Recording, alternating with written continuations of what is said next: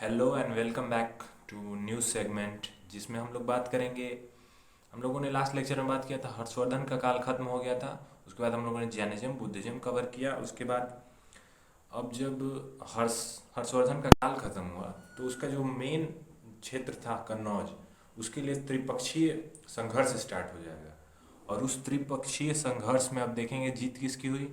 उसके साथ ही बंगाल का हम लोग पाल वंश देखेंगे और उसके बाद कश्मीर का राजवंश देखेंगे। तो इतना टोटल आज हम लोग को कवर करना है। So let us start the video. Kannauj के लिए त्रिपक्षीय संघर्ष हर्ष के पश्चात कन्नौज विभिन्न शक्तियों का केंद्र बन गया। 8वीं शताब्दी में कन्नौज पर अधिकार करने के लिए तीन बड़ी शक्तियां पाल, प्रतिहार एवं राष्ट्रकूट वंश के बीच संघर्ष शुरू हो गया। यह संघर्ष लगभग 200 वर्षों तक चला। कन्नौज का स्वामित्व के लिए संघर्ष का आरंभ पाल शासक धर्मपाल ने किया।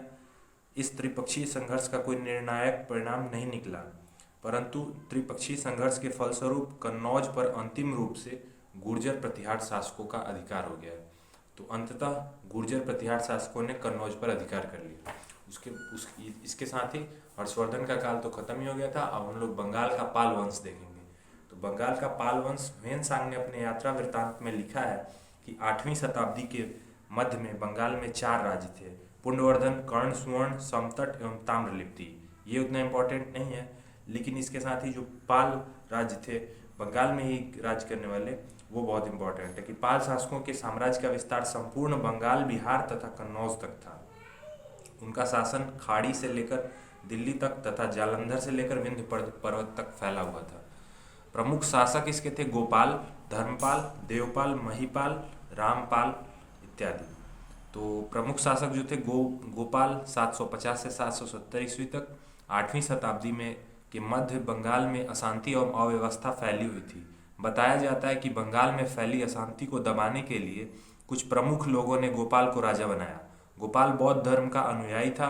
उसने 750 ईस्वी में पाल वंश की स्थापना की। उसने ओदंतपुरी में एक मठ का भी निर्माण करवाया। तो जो गोपाल था वो बौद्ध धर्म का बहुत बड़ा अनुयायी था और इसने पाल वंश की स्थापना की 750 ईस्वी में। अब इसके बाद इसका उत्तराधिकारी गोपाल का पुत्र धर्मपाल आया, जो 770 ईस्वी में सिंहासन पर बैठा। उसने बंगाल को उत्तरी भारत के प्रमुख राज्यों की श्रेणी में स्थापित कर दिया। धर्मपाल कन्नौज के लिए त्रिकोणात्मक संघर्ष से उलझा रहा। उसने कन्नौज के शासक इंद्रायुध को परास्त कर चक्रायुध को अपने संरक्षण में कन्नौज की गद्दी पर बैठाया।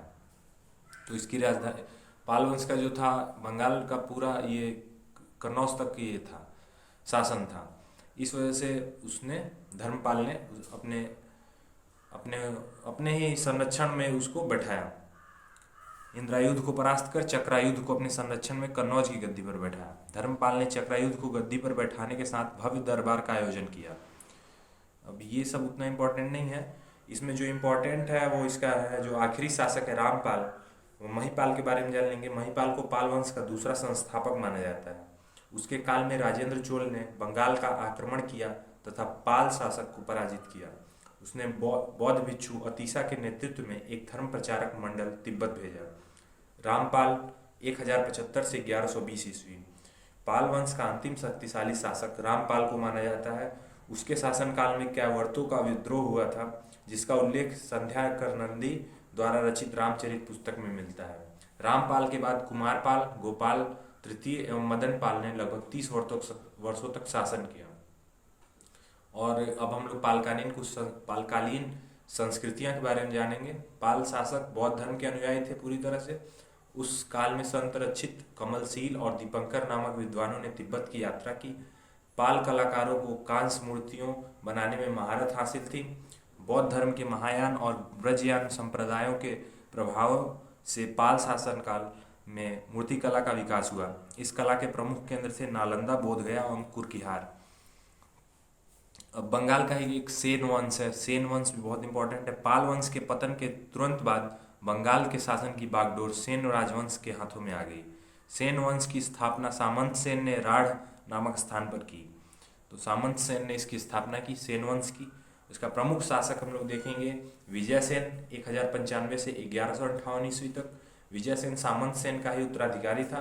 वह सेन वंश का प्रथम महान शासक था। देवपाड़ा प्रशस्ति में विजयसेन की यशस्वी विजयों का उल्लेख करते हुए कहा गया है कि उसने नव्य एवं वीर को पराजित किया था। विजयसेन ने विजयपुरी और विक्रमपुर नामक 2 राजधानियों की स्थापना की।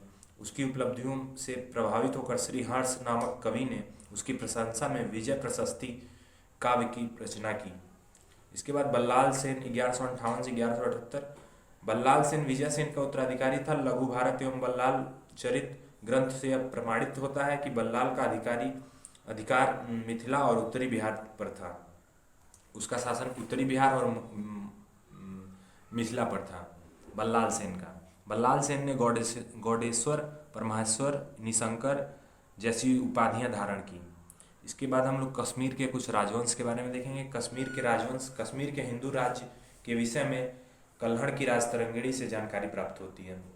कश्मीर पर शासन करने वाले शासक वंश इस प्रकार है: कारकोट वंश, उत्पल वंश, लोहार वंश। राजतरंगिणी बहुत ही ऐतिहासिक पुस्तक है। राजतरंगिणी रचनाओं में कल्हड़ द्वारा रचित राजतरंगिणी का अपना विशेष महत्व है। यह संस्कृत साहित्य में ऐतिहासिक घटनाओं के क्रमबद्ध इतिहास लिखने का प्रथम प्रयास है। इसके आदिकाल से लेकर 1151 ईस्वी के आरंभ तक कश्मीर के प्रत्येक शासक के काल की घटनाओं की क्रमानुसार वर्णन किया गया है। कल्हड़ की राजतरंगिणी में कुल 8 तरंग एवं लगभग 8000 श्लोक हैं। यह ग्रंथ ऐतिहासिक दृष्टि से इसलिए भी महत्वपूर्ण है क्योंकि कल्हड़ ने इसे पक्षपात रहित होकर राजाओं के गुण और दोषों को वर्णन किया। यही कारण है कि अधिकांश इतिहास लेखकों ने इसके साक्ष्यों के आधार पर लेखन कार्य किया है। इसके बाद कारकोट वंश आए, उत्पल वंश, लोहार वंश, राजपूत वंश, गुर्जर प्रतिहार वंश इत्यादि।